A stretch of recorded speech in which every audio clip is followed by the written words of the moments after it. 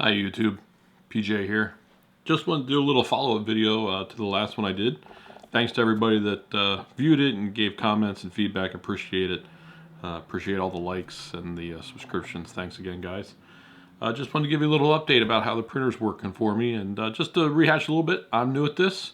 This is my first 3D printer. I got the Prusa i3 Mark II and put it together. It's been about 2 weeks now, and I've gotten to do a few prints on it. Some successful, some not so successful. And had a couple little quirks that I went through. Thought I'd share those with you just in case somebody else runs into those. And had my first big issue. So I think I got my printer on a Thursday or Friday and was printing by Monday of the following week. I do keep it in my office, so I wasn't here on the weekend.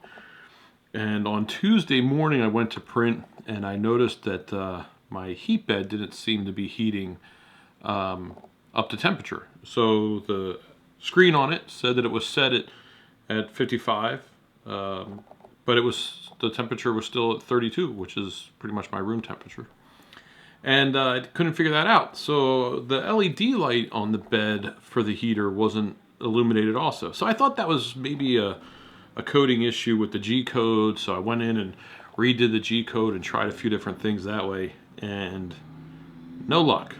So tried a few different things, tried different temperatures, did a whole different G code model trying to get something else to print. Really struggled with it. And then the light came on, and it did heat up for one of the prints. So I said, oh, all right, it must have been user error or something along those lines. Next print, same thing happened. Long story short, the other thing that I noticed through this process was a slight burning odor. And again, being that I'm new at this, I was like, oh, maybe that's just some of the filament in the heater, in the extruder. Maybe that's getting heated up and putting off a little odor. But I'm around enough smelling burning things that I was like, that doesn't smell. That smells like burning plastic. And yes, filament's plastic, but it shouldn't be burning. It should be melting, but it shouldn't be burning. Couldn't figure it out. So just like most of us probably do, I did the sniff test, started, smelling around the extruder, trying to figure out where it's coming from. And also because of the heat bed not heating up, I started sniffing around the rumba board, and I determined that's where it was coming from. So I took off the cover of the rumba board, looking around, couldn't figure it out. I was wiggling the wire in the connector for the heat bed, and the heat bed came back on. I said, oh, that seems really loose in there. I wonder what's going on. So I pulled out the connector, and I know you won't be able to see it. This is the connector, and I know you probably won't be able to see it, but there's a little melt on there. It was actually the connector itself was melted on the rumba board. And I'm not sure of the cause. I've read online some other people have had the issues. The Prusa forums, there's some people that have had the same problem. Theirs actually looks like it was liquefied. I mean, it really melted. Mine just has little melt spots on it. My wires in there were pretty tight. What I'm thinking is that the way I had the zip ties and the wire bundle in with the rubber board, it was just applying enough pressure on there, so it was pulling the connector enough that it was not making full contact with the pin all the time. It was creating a little arcing in there and started then melting it. So I contacted the support at Prusa, and they came back and said, our recommendation on those, they know it's been happening, is that you just solder those wires, the heat bed power and the extruder power, or the heat block power, directly to the back of the rumba board. And they said, if you're not comfortable with that, we'll send you out some new connectors, but if you are comfortable with that, that's what we recommend.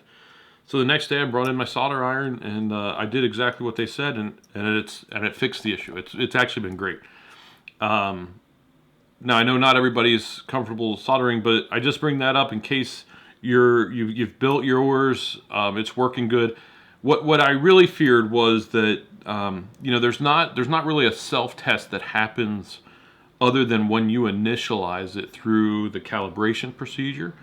So you really don't know if that bed's not heating. If you're doing a print that relies on a heated bed, especially a long print where you're not going to be around the printer the whole time.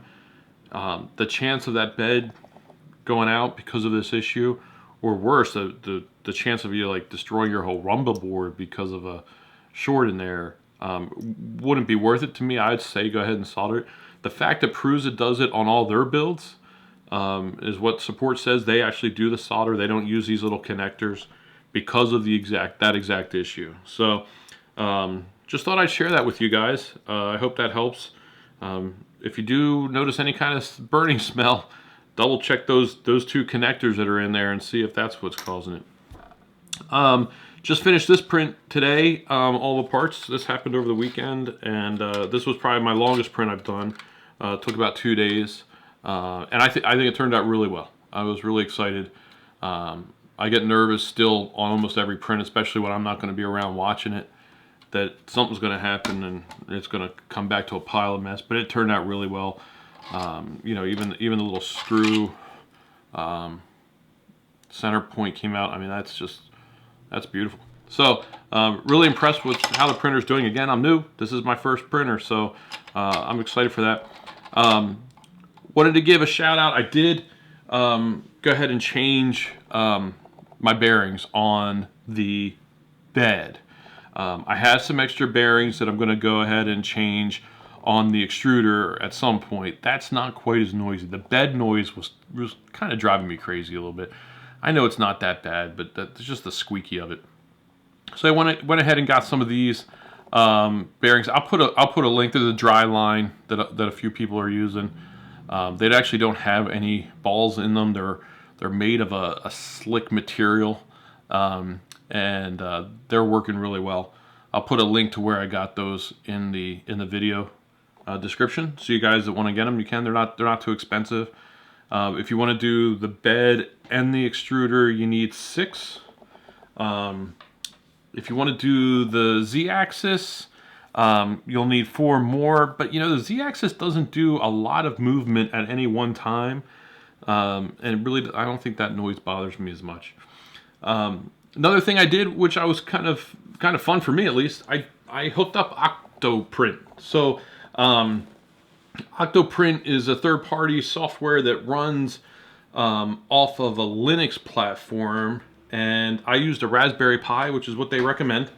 And I've never done Linux. I've never played with a Raspberry Pi. I think Raspberry Pis are about 35 bucks on Amazon. That's where I got mine. And you can go to octoprint.com, I think it is, and see a little bit about what the interface looks like. Essentially, it's a print server for the printer, and I really like it. I know some people don't. I really like it.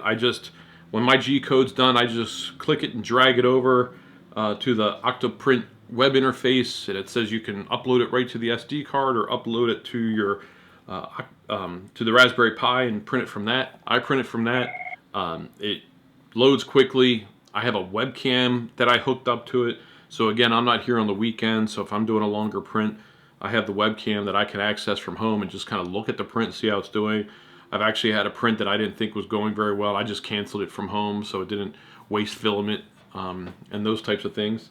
It was fun to learn too. I don't know, if you're the kind of person that likes computers, like gadgets, likes to learn new things. There's YouTube videos on how to set it up and how to get it running.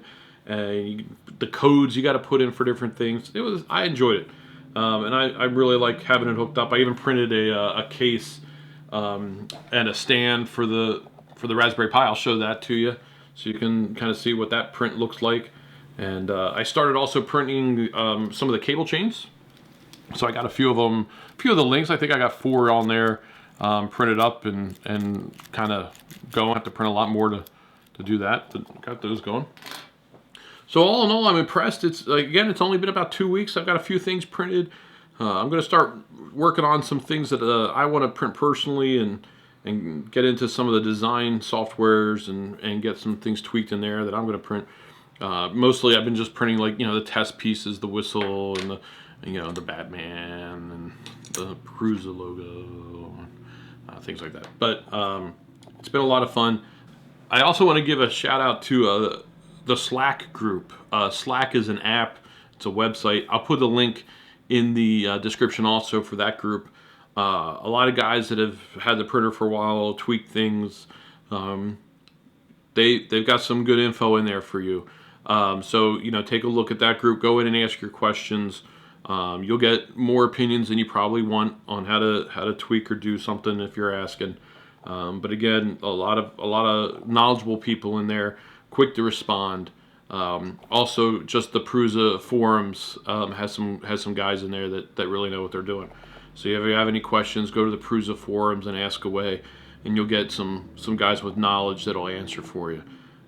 Thanks again for watching, everybody. I do appreciate it. I know your time's valuable just like mine, so thanks for your time. Thanks. If you have any suggestions on videos you want made about this printer, I'll see what I can do. And if you have any questions, feel free to ask. If I can't answer them, I'm sure some of the other viewers can. Thanks. If I don't talk to you, have a Merry Christmas, everybody.